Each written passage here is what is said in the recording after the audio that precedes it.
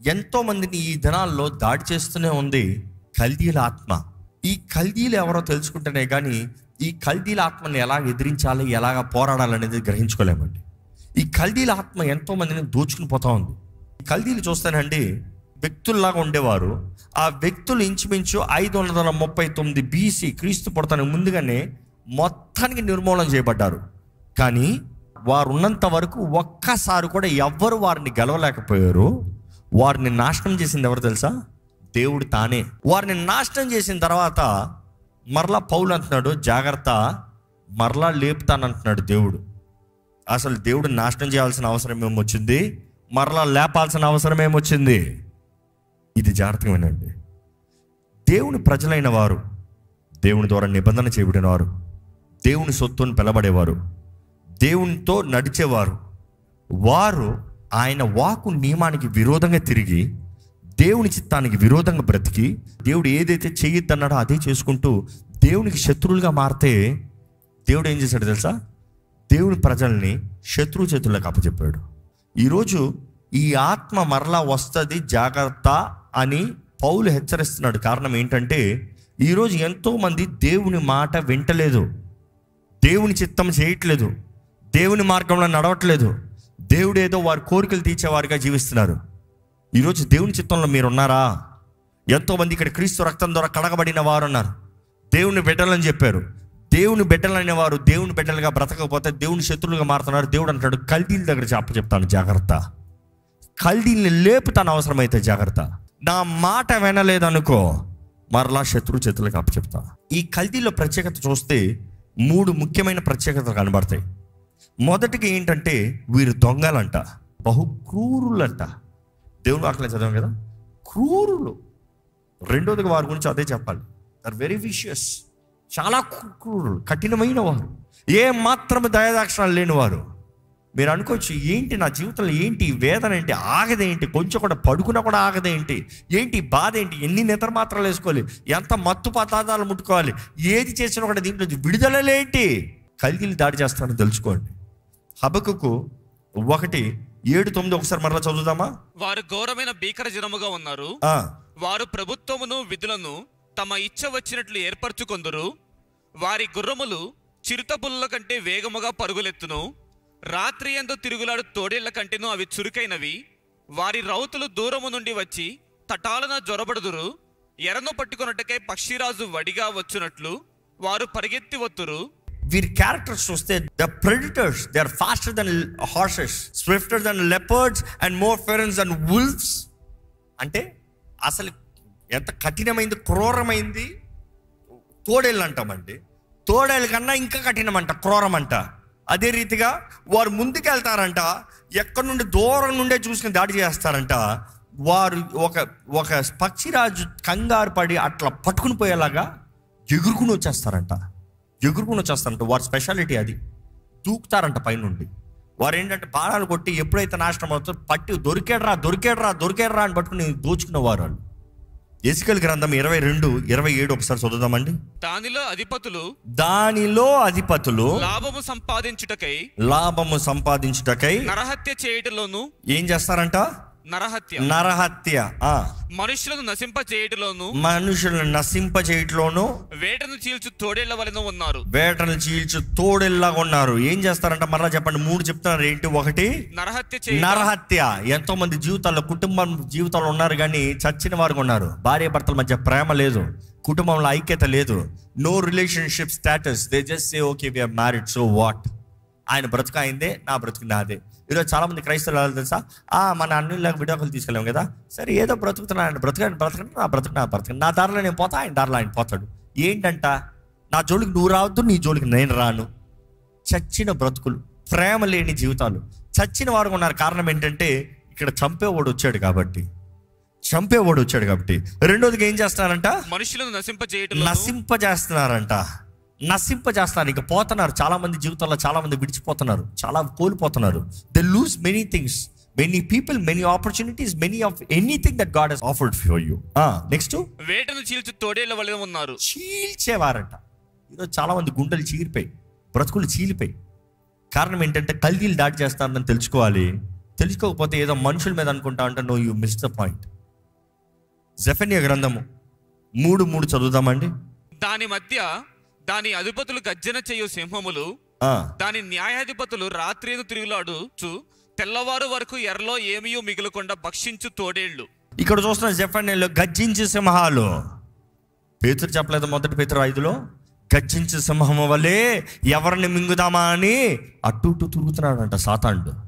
ఈరోజు అపవాది చాలా మందిని ఈ రీతి గర్జిస్తూ బెదిరిస్తూ ఉన్నాడు, గర్జిస్తూ భయపెడుతూ ఉన్నాడు, గర్జిస్తూ పాతాళంలోకి నడిపిస్తూ ఉన్నాడు, గర్జిస్తూ పాపాల్లోకి పరవేస్తూ ఉన్నాడు. ఈరోజు ధైర్యంగా నిలబడాలని దేవుని వాక్యం తెలియజేస్తుందండి. అదే రీతిగా వీళ్ళు ఎలాంటి తోడేళ్ళంట, సాయంత్రపు రాత్రి పూట. ఎందుకంటే అక్కడ చూస్తే ఇట్స్ స్టార్టింగ్ ది ఈవినింగ్ అనుకుంటానండి. వీళ్ళు భలే చదువుతారంట, ఒక వ్యక్తిని ఎలాగ స్టడీ చేయాలో స్టడీ చేస్తారంట. ఈ బుద్ధి చూస్తే వారు ఎక్కడి నుంచి వస్తున్నారు, ఎక్కడికి వెళ్తున్నారు, ఎప్పుడు వస్తారు, ఎప్పుడు చేస్తారు, ఎప్పుడు ఏది చదివిస్తారు, ఎప్పుడు ప్రార్థన చేస్తారు, ఎప్పుడు టీవీ చూస్తారు, ఎప్పుడు ఫోన్ పట్టుకుంటారు, ఎప్పుడు ఇంటర్నెట్, ఎప్పుడు ఇది చేస్తారు, ఎప్పుడు పాపకార్యాలు లాస్ట్, ఇవన్నీ క్యాలిక్యులేట్ చేస్తారంట. They know your strength and they know your weakness. They calculate their attack based on it. ఈ కల్దీల ఆత్మ ఎప్పుడు గమనిస్తూనే ఉంటాయంట. They will not attack you in your strongest time. They will attack you in your weakest time. రాత్రికాల సమయంలో వేస్తారంట ఏట. ఈరోజు చాలామంది చూడండి, పాపం చేసే సమయం చూస్తే రాత్రి సమయం, పాపంలో పడే సమయం చూస్తే రాత్రి సమయం. ఎంత విశ్వాసి అయినా ప్రార్థన లేకుండా లోకంలోకి దిగాడా పాపంలో పడే 99.9% అవకాశం ఉంది. ఎవరైనా డినై చేయగలరా? ఉంది.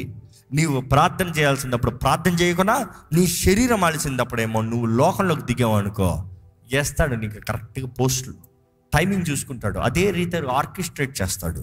అది ఒక్క ఇచ్చ, ఒక్క ఆశ, ఒక్క కోరిక, one expected post, your lockdown. ఈరోజు జాగ్రత్త పడాలండి. ఎలాంటి వుల్స్ అంటే వీళ్ళు, ఇంగ్లీష్లో ఎలా ఉందంటే her judges are evening wolves that leave not a bone till morning. పొద్దుటికి ఒక ఎముక కూడా విడిచిపెట్టరంట. అప్పా, ఎవరైనా మాంసం తిని ఎముకలు విడిచిపెడతారు, ఇది ఎముక కూడా విడిచిపెట్టరంట వీళ్ళు. ఎముక కూడా అంటే ఒక ట్రేస్ కూడా నువ్వు ఇంకా మరలా దేవాన్ని పిలుస్తాను కూడా అవకాశం లేకుండా చేయాలని ప్రయత్నం చేస్తారంట. అలాంటి వారంట వీళ్ళు. ఈరోజు ఎంతోమంది రాత్రి సమయంలో ప్రార్థన చేయండి అంటే రాత్రికాల ప్రార్థన అంతా అక్కర్లేదు, తెల్లవారుజాము ప్రార్థన అంతా అక్కర్లేదు. దేవుని వాక్యం అనేక సార్లు రాయబడి ఉంది. ఉదయకాలమే, అర్ధరాత్రి, దేవుని వాక్యం చూస్తాం. యేసు ప్రభువే అర్ధరాత్రి ప్రార్థన చేస్తాం, రాత్రంతా ప్రార్థన చేశాడట. పొద్దుట ప్రార్థన చేసుకోవచ్చు కదా. అనేక సార్లు చూస్తాం పొద్దుట పడుకున్నాడు ఆయన, ఆ దోణిలో పడుకుని పోయాడు ఆయన. దోణిలో తుఫాను వచ్చిన కూడా లేగలేదు, అంతే. ఎంత మత్తులో పడుకున్నాడు. మనం అనుకుంటాం చాలాసార్లు యేసు ప్రభువుకి అన్నీ తెలిసే మౌనంగా. ఈ లోకంలో ఆయన ఉన్నంత వరకు మానవుడిలాగా బ్రతికాడు, అంటే మనలాగా బ్రతికాడు. ఆయనకి తిండి అవసరం, ఆయనకి నిద్ర అవసరం, ఆయన అన్ని విషయాల్లో శోధించబడ్డాడు. జాగ్రత్త, నేను ఒక్కరినే శోధించబడ్డా అని చెప్పలేము. మనలాగే అన్ని విధాల్లో శోధించబడ్డాడంట యేసు ప్రభు. జాగ్రత్త. అంటే you see when he had to pray the spiritual realm, he was praying. యథార్థంగా ప్రార్థన చేశాడు. కీర్తనలు చూస్తే 119:62 చదువుదాం ఒకసారి. న్యాయమైన నీ విధులను బట్టి నీకు కృతజ్ఞతాస్తులు చెల్లించుటకు అర్ధరాత్రి వేళ నేను మేల్కొని వాడను. అర్ధరాత్రి వేళ నేను మేల్కొని, 3 hours too early అని ఉంటుంది ఇంగ్లీష్లో, లేదా ఇందులో అందులో యాంప్లిఫైడ్లో అలా లేపుతారండి. కారణం ఏంటంటే ఇంకో 3 గంటల సేపు ముందుగానే లెగుస్తా. మామూలుగా లేచి ఎన్ని గంటలకి? 6 గంటలకి, అవును కదా. మామూలుగా సన్ రైజ్ అంటే 6 గంటలకి అంటాం. 3 గంటల సేపు ముందే లెగుస్తానంటే ఇంచుమించి ఎక్కడ 3 గంటలు. I Wake up early to give you thanks, to give you thanks. ఇంకా వాక్యంలో చూస్తే కీర్తనలు అదే 119:164, 7 times a day I will praise you for your righteous laws. 7 times అన్నప్పుడు అర్థం ఏంటి తెలుసా? 7వ అన్నప్పుడు 7వ గడియలు చూసినప్పుడు అక్కడికి వచ్చేది 3 గంటలు. నిన్ను మహిమపరుస్తానయ్యా, నిన్ను స్తుతిస్తానయ్యా. దేవుడు అక్కడ తెలియజేస్తుంది, ఎడతెక్క ప్రార్థన చేయండి, దేవుడు బలపరుస్తాడు. లూకా సువార్త 12:38 మరియు అతడు 2వ జామున వచ్చినను 3వ జామున వచ్చినను ఏ దాసులు మెలకుగా ఉంట కనుగొనునో. 2వ జాము 3వ జాము. 2వ జాము అంటే 12 గంటలు, 3వ జాము అంటే 3 గంటలు. ఏ జామున వచ్చినను మెలకుగా ఉండి ప్రార్థన చేస్తారో, ఎవరైతే మెలకుగా ఉండి వారు చేయవలసింది చేస్తారో వారు మంచి దాసుడు అంటున్నాడు దేవుడు. వచ్చేటప్పుడు మాత్రం పాపపు కార్యాల్లో పాపపు క్రియలు ఉన్నాడా? అయ్యో, వాక్యంలో చూస్తామండి. పౌలు శీలలో అపోస్తల కార్యాలు 16:25 చూస్తే వారు అర్ధరాత్రి వారు దేవుని స్తుతించి కీర్తించి ఆరాధించారంట. They were worshiping him, they were praising him. వారు స్తుతించి ఆరాధిస్తారంట, వారు ప్రార్థన చేస్తున్నారంట. వారు ప్రార్థన చేస్తున్నారు. అర్ధరాత్రి ఎందుకు ఉండాల్సి వచ్చింది? మధ్యాహ్నం చేసుకున్నారని చెప్పచ్చు కదా. అర్ధరాత్రి కార్యం జరగాల్సిన అవసరం వచ్చింది. సంఘం ప్రార్థన చేయగా అర్ధరాత్రి ఎందుకు పేతురు దగ్గరికి దూత రావాల్సి వచ్చింది? మధ్యాహ్నం వచ్చి ఉండొచ్చు కదా. యు సీ, బైబిల్లో ఈ విషయాలు చూస్తే ఎంతో ప్రత్యేకంగా ఉంటుందండి. ఈరోజు జ్ఞాపకం చేసుకోవాలి, అర్ధరాత్రి ప్రార్థన చేయకుండా, ప్రార్థన లేకుండా పడుకునే ప్రతి ఒక్కరూ అపవాది వస్తున్నాడు జాగ్రత్త, వాడు దాడి చేస్తున్నాడు జాగ్రత్త. ప్రార్థన చేయాల్సిన సమయంలో ఈరోజు చాలామంది అర్ధరాత్రి ప్రార్థనగా అది పక్కన పెట్టండి, పడుకుంటారా? అసలుకే లేదు. They are on the social media, they are on the worldly things. లోక కార్యాలు, లోక క్రియలు, పాపపు కార్యాలు, పాపపు క్రియలు, శోధనలు పడిపోతున్నారు. నువ్వు ఎంత గొప్ప విశ్వాసం అయినా మరలా చెప్తున్నాను, ప్రార్థన చేయాల్సిన సమయంలో ప్రార్థన చేయకుండా పాపంలో ఉంటే అపవాది దేవుని వాక్యం ఉంటుంది, వాడు అలవ చేసే కొడతాడంట. అలవ చేసే కొడతాడంట, ఎత్తింది కొట్టాడంట. The time you say I'm done, I'm tired, that is when is attacking. దయచేసి జాగ్రత్త పడాలి. వీరు చాలా తంత్రగాళ్ళంట. They are also very smart. ఈ కల్దీలు చూస్తే they are very intellect and they very cunning. ఇంతసేపు కల్దీ గురించి మాట్లాడుతూ వీళ్ళు వచ్చారు అనుకో అయిపోతుందా మన పని అన్నట్టుంది. అన్నిసార్లు కాదు, అదే చెప్తూ వస్తున్నాను. వారు మొదటగా అంతా చదువుతారు, అవసరమైతే కన్నింగ్గా స్నేహితుల్లా కూడా వస్తారు. Listen to this carefully. బబులోన్ని, అంత పెద్ద దేశాన్ని ఇంత చిన్న ప్రజలు ఎలా సంపాదించారనుకుంటారు? నేరుగా యుద్ధానికి వెళ్ళి సంపాదించలేరు. Kind information. స్నేహితుల్లాగా వచ్చారు. Babylon, we will help you, నీకు హెల్ప్ చేస్తా, నీతో పాటు నీ కొరకు పోరాడతా, మాకేదో చిన్న చిన్న రివార్డ్స్ వస్తే చాలు, మీ పక్కన నిలబడతాం. ఎందుకంటే బబులోన్లోకి వాంటెడ్ ద ఆర్చర్స్. వీరు ఆర్చరీస్ వచ్చినప్పుడు సరే పద మన అందరం కలిసి పోరాడదాం. అట్లే పోరాడారు. రాత్రి కాదు వాళ్ళని దోచుకుంది. శ్లోక స్నేహం అని వచ్చారు. స్నేహం అని వచ్చిన తర్వాత అధికారం స్థానంలోకి వచ్చారు. జయం అంతా వారే కొట్టేసుకుని పోతా ఉన్నారు. They were constantly taking the victory. బబులోన్లో పోరాడతానికి ముందే వీళ్ళు కొట్టుకుని వెళ్ళిపోతున్నారంట. అందరికి ఏమవుతుంది? ఎవరు జయించారు? ఇంకా వీరు జయించారు. ఎవరు జయించారు? ఈ కల్దీలు జయించారు. ఎవరు జయించారు? ఈ కల్దీలు జయించారు. Every credit was going for them. స్లోగా రాజు ఈ కల్దీలకి లోపడతాం ప్రారంభించారంట.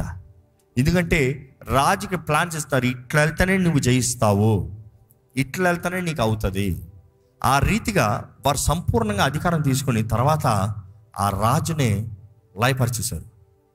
10 years their friendship, 10 years silent ruling, 10 years taken over Babylon.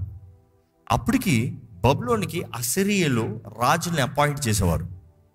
ఎప్పుడైతే ఈ మాట అసిరియోళ్ళకి డౌట్ వచ్చి వెళ్ళి అడిగారంట. అడిగితే ఏం చేశారు తెలుసా? వెళ్ళిన తర్వాత అసిరియా మీద దాడి చేసి ఒకేసారి అసిరియాని కూడా తీసుకున్నారు. సో రెండింటిపైన అధికారంలోకి వచ్చారు. వారు అధికారంలోకి వచ్చినా వారు చెప్పినట్టు వెళ్ళాలి, వారు అనుకున్నట్టు వెళ్ళాలి, లేకపోతే వారిని మొత్తానికి దోచుకుని వెళ్ళిపోతారు. ఎవరది మీ జీవితంలో ఇన్ఫ్లుయెన్స్ చేసేది? Whose influencing your life? ఎవరది మీ తలంపులను ఇన్ఫ్లుయెన్స్ చేసేది? Whose opinions are you living for? ఎవరిని ఫస్ట్ అడుగుతున్నారు చాయిస్? ఏం చేయమంటావు? ఎక్కడికి వెళ్దామంటావు? ఎలా మాట్లాడమంటావు? ఎలా చూడమంటావు? ఎలా తేల్చమంటావు? Be very careful. అది కల్దీల ఆత్మ అయితే మాత్రం నీకు నాశనమే. నీకు స్నేహంగా రావచ్చు, నీ పక్షాన రావచ్చు, నీ మిత్రులు అనుకోవచ్చు. No. They are for what you have. నీ జీవితాన్ని మొత్తానికి తీసివేసేస్తారు. జాగ్రత్త. Don't go with the world. లోకంతో స్నేహం, దేవునితో వైరమని మీరు ఎరుగరా? ఈరోజు మనం జాగ్రత్త పడాలండి. మనం పక్షాన పోరాడుతున్న వారందరం మన వారు కాదు. దుష్టుడు పొంచి ఉన్నాడు, ఏ రీతిగా ఒక అవకాశం దొరుకుతున్నాడు. ఈరోజు దేవుడు ఒకటి అంటున్నాడు, నీవు మాట వినాలని, నీవు బాగుపడాలని, నీ జీవితం మారాలని, నీవు నా చిత్తంలో ఉండాలని నేను కల్దీలను అనుమతిస్తున్నా. అర్థమవుతుందా? కల్దీలను అనుమతించేది నీకు పాఠం నేర్పిస్తాను, నిన్ను నాశనం చేస్తాను కాదు.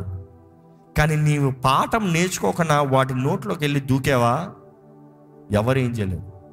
కనీసం కల్దీని చూసన్న ప్రభువా అని కేక వేయలేదా?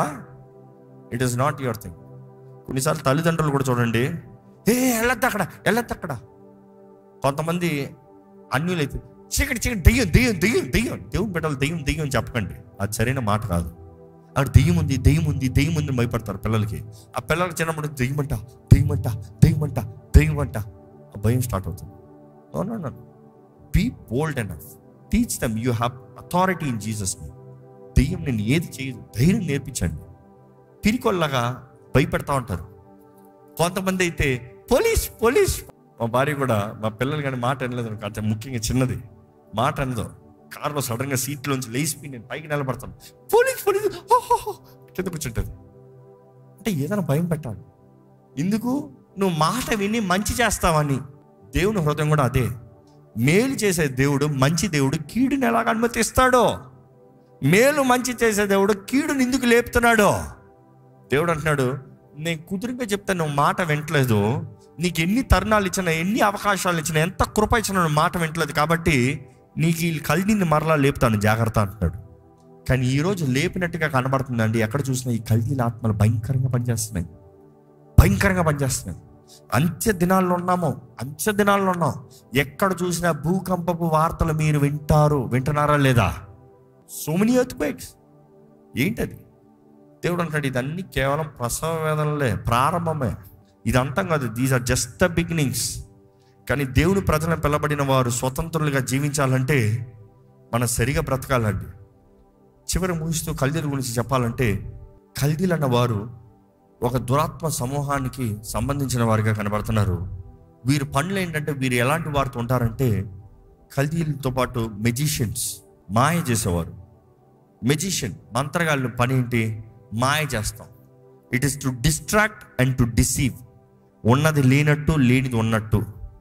రెండవది సాసరీ, ఈవిల్ స్పిరిట్స్, దురాత్మలను పంపిస్తాం, దురాత్మల దూరంగా కార్యం జరిగిస్తాం. మూడవది అస్ట్రాలజీ చూసినప్పుడు నక్షత్రాలని, సూర్యచంద్ర నక్షత్రాలని లెక్క చూసి చెప్తాం.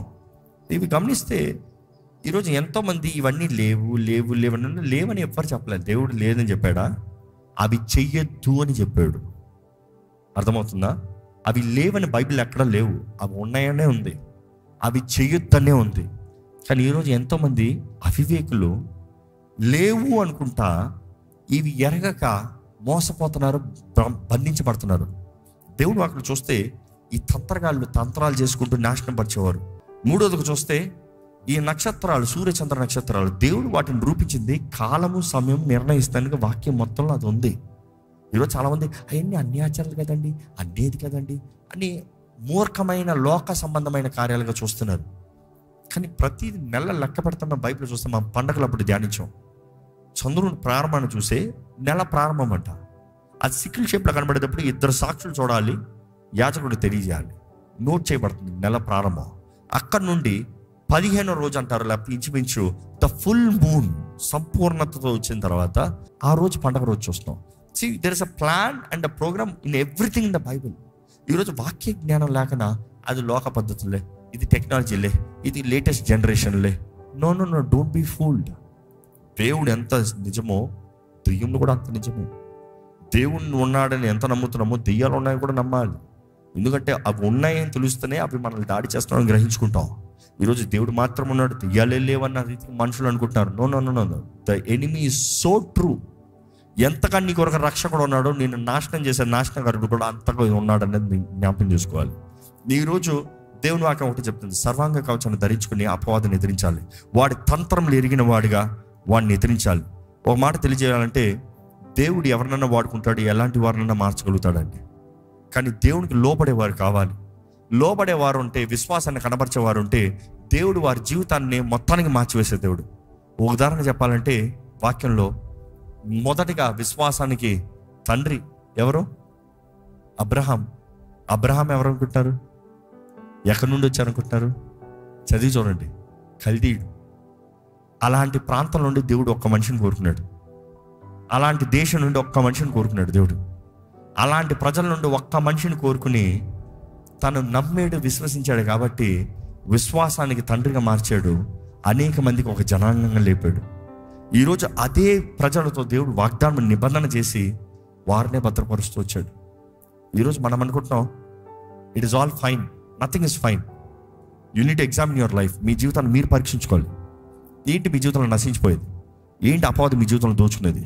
ఏంటి దుష్టుడు నాశనపరిచేది? సమాధానం లేదా? సంతోషం లేదా? అపవాది దోచుకుని పోతున్నాడు. ఈ కల్దీల ఆత్మ పనిచేస్తుందేమో చూసుకోండి. ఎందుకంటే ఈ కల్దీల ఆత్మ ఎంతో మంది జీవితాలను దాడి చేసుకుంటూ దోచుకుంటూ పోతా ఉన్నాడు. It is your responsibility. దేవుని వాక్యంలో ఒకటే ఉంది, ఈరోజు ఎటువంటి ఆత్మనన్నా మనం పోరాడచ్చు, కానీ ఆత్మలను పోరాడుతున్న మొదటగా మనము దేవునికి సమర్పించుకోవాలి. దేవునికి సమర్పించుకున్న మనం ఎవరం పోరాడలేము.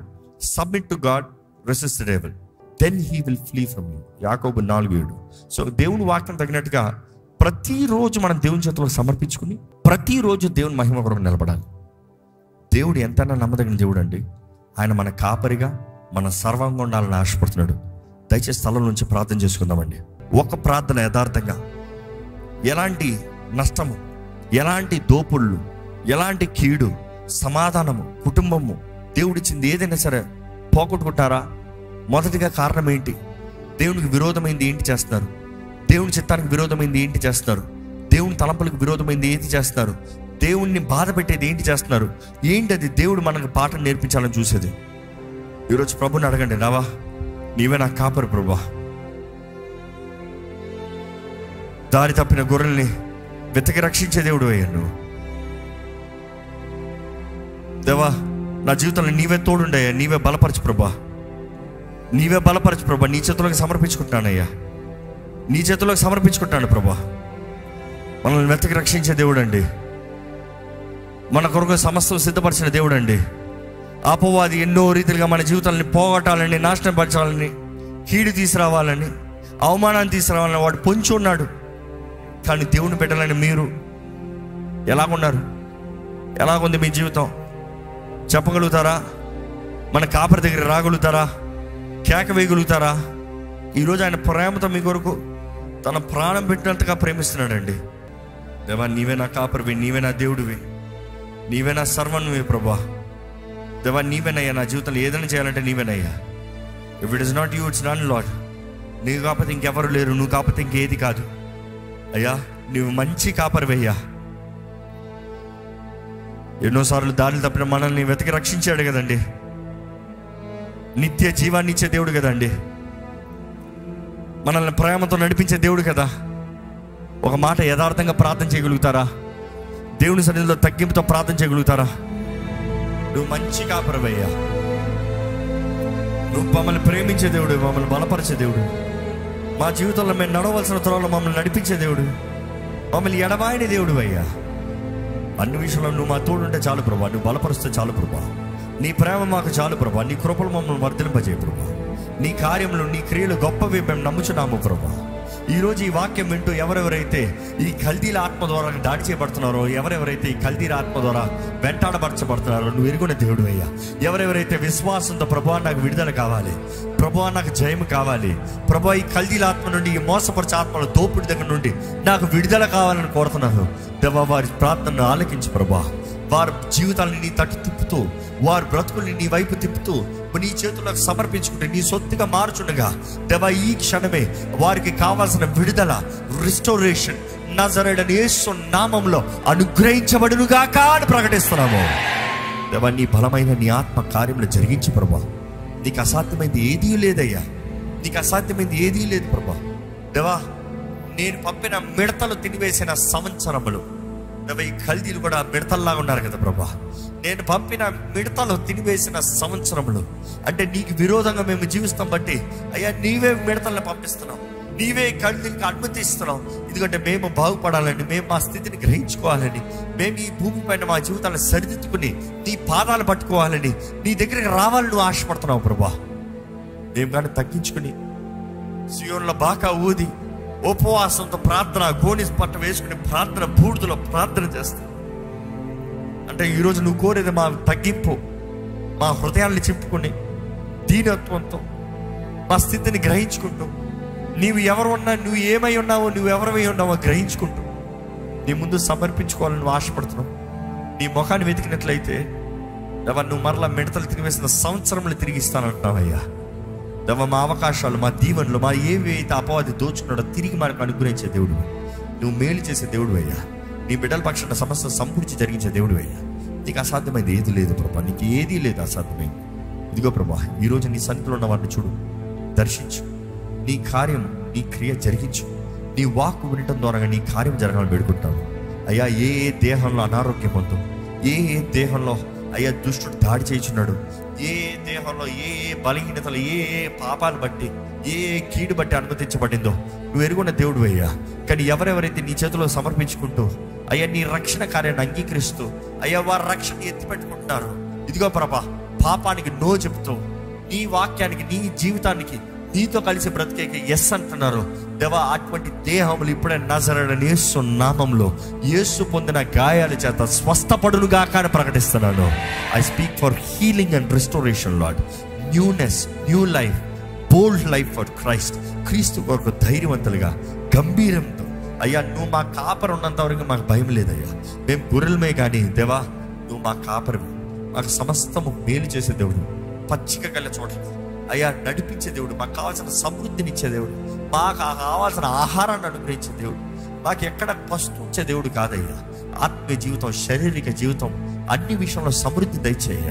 నీ వాక్యం సెలవిస్తున్న రీతిగా, అన్నిటికన్నా ముఖ్యంగా నీ ఆత్మ వర్ధిల్తున్న రీతిగా, నీవు అన్ని విషయంలో వర్ధిల్లి సుఖంగా ఉండాలి ప్రియుడు అన్న రీతిగా ప్రభువా, ఇదిగోనయ్యా నీ బిడ్డలు అన్ని విషయంలో నీవు నడిపించే త్రోవలెళ్ళి సుఖమైన బ్రతుకు, ధైర్యమైన బ్రతుకులు ఉండాలి. అదే సమయంలో నీ కొరకు వెలిగేవారుగా, నీ సాక్షులుగా నిలబడాలని వేడుకుంటున్నాను అయ్యా. ఇక్కడున్న ప్రతి ఒక్కరిలో సమాధానాన్ని వేడుకుంటాను, ఆరోగ్యాన్ని వేడుకుంటాను, నీ దీవులను వేడుకుంటాను, నీ జ్ఞానాన్ని వేడుకుంటాను, నీ శక్తిని వేడుకుంటాను, ప్రతి కుటుంబంలో ఐక్యతను వేడుకుంటాను, ప్రతి జీవితంలో మేలుకు వేడుకుంటాను. దేవా, నీ ప్రజలకి నువ్వు ఏదైతే వాగ్దానం చేసావో, ఎవరెవరైతే ఇక్కడ విశ్వాసంతో పొందుకుంటున్నారో ఇప్పుడే నజరేయుడైన యేసు నామములో వారు ప్రార్థన చేసినవి వారికి అనుగ్రహించబడునుగాక. దేవా, మా ప్రార్థనలకు జవాబు ఇవి. నీ కొరకు నమ్మకస్తులుగా మమ్మల్ని నిలబెట్టు. శక్తి చేత కాదు, బలము చేత కాదు, నీ ఆత్మ ద్వారానే. ఈరోజు మేము అపవాదిని ఎదిరించాలని కూడా నీ ఆత్మ ద్వారానే ప్రభా. మాలో ఉన్నవాడు లోకంలో ఉన్నవాడి కన్నా గొప్పవాడు అన్న రీతిగా గంభీరమైన, ధైర్యమైన జీవితాలు మాకు అనుగ్రహించమని, మా పరిస్థితులు మేము గ్రహించుకున్న వారుగా నీ నీడలో, నీ కంచెలో జీవించే కృపను మాకు అనుగ్రహించమని విడుకుంటూ విత్తన వాక్యాన్ని ముద్రించి ఫలింపజేయమని నజరేయుడైన యేసు నామములో అడిగి విడుచున్నాం తండ్రి, ఆమేన్.